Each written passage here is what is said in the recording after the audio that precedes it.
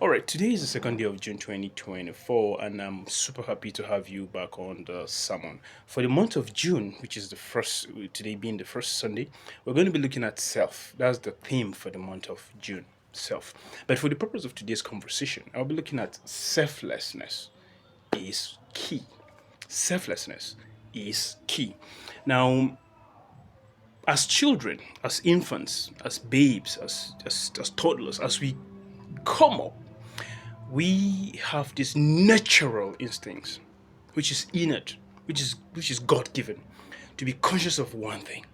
And that thing that we're always conscious of, every single human is conscious of from beginning, is self. Because you're conscious of hunger, you are hungry, you're conscious of that. You're conscious of your pains, you're conscious of your worries, you're conscious of sleep, you're conscious of your environment, you're conscious of your the play, the environment and everything around you, just around you. You're just conscious of yourself. And that is why as a baby, you cry when you're hungry. You don't cry when other people are hungry. you know, you don't cry. You cry when you're uncomfortable. You don't cry when others are uncomfortable. Even if every other person is sweating and it's drenched in sweat, as long as you're not drenched in sweat, you're not going to cry. You're going to be fine. But as soon as you are not comfortable, you're drenched in sweat and you're hurt, that's when you cry. Because you're conscious of who? Self. You're not conscious of anybody. So at that point, you're just selfless. It's not applicable to you at that point. But as you grow and become older, you are meant to begin to be conscious of others. And that is why selflessness is key. All right? But let me quickly put this out as a premise for our conversation. For you to be selfless, you need to be conscious of self. For you to be effectively selfless, for selflessness to be key in everything you do in your life. All right?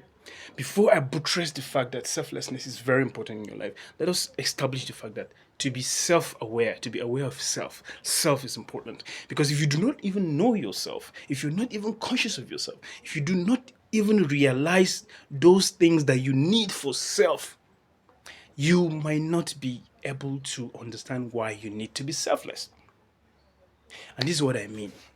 If you're conscious of your needs as a person, as a self, for yourself, you're conscious of what you need, the clothes you need for yourself, you're conscious of the comfort you need for yourself, you're conscious of the education you need for yourself, you're conscious of the comfort you need for yourself, the food you need for yourself, the health you need for yourself, the family you need for yourself, the beautiful life you need for yourself.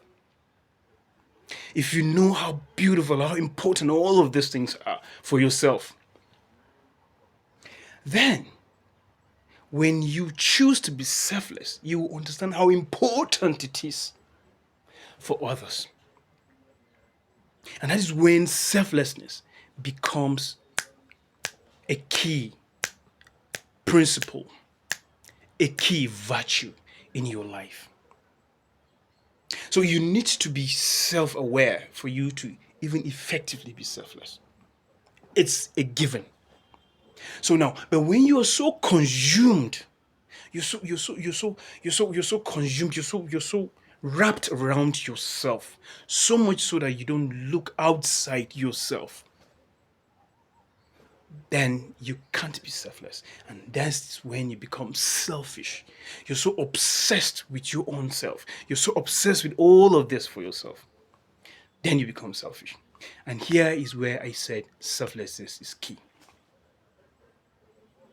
When you're selfless and you choose to be selfless, you will want the best for others. What you want for yourself, you want it for others. The best you want for yourself, you want it for others. And so you will use every single opportunity you can get to extend that good and that beauty for others because you are selfless.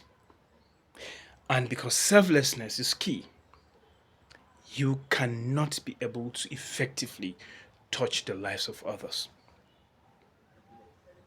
without the ability to extend that beauty you want for self for others. So selflessness is key in building your happiness, complete happiness. Because just because you're wanting everything for yourself cannot guarantee any happiness. A selfless person cannot be happy, but a selfless person will always be happy.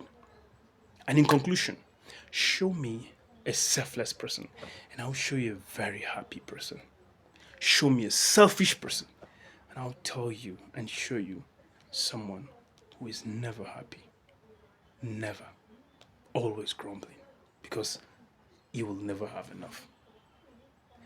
Go out there and be selfless. Look out for what you can do for others that you would want for yourself.